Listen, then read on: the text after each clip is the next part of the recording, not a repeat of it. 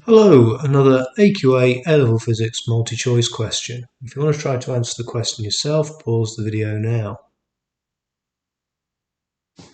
Got the answer A? Well done. If you didn't and want to hear my explanation, keep watching.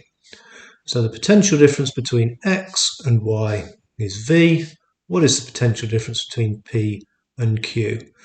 So what I need to do is I need to find how the potential difference changes across this branch and how the potential difference changes across this branch, and then see what the difference is between those two branches at points P and Q.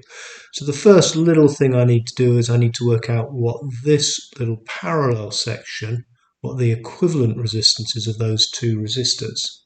So the total resistance, or I should say 1 over the total resistance, is going to be equal to 1 over 20 plus 1 over 20.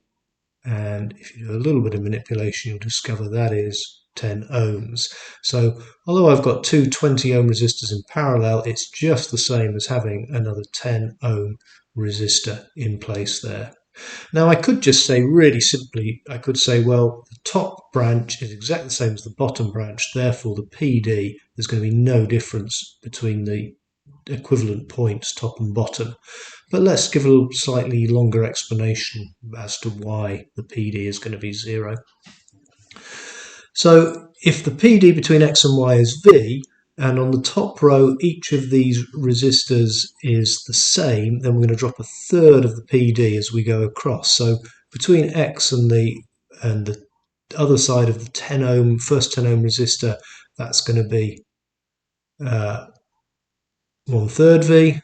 Between X and point P, it's going to be 2/3 V, and of course all the way across it's going to be V. And that's going to be mirrored on the bottom because it's exactly the same. The resistances are exactly the same on the bottom once we've found out what the total resistance of this parallel section is. So again, at this point it's going to be 1/3 V, and at Q it's going to be 2/3 V's. Now what's the potential difference between P and Q? There is no difference. Therefore the potential difference between P and Q is 0. If you found this helpful and useful, hit that subscribe button, share these videos with your friends, maybe press the like button, and certainly watch some more of these in the series. Thank you very much.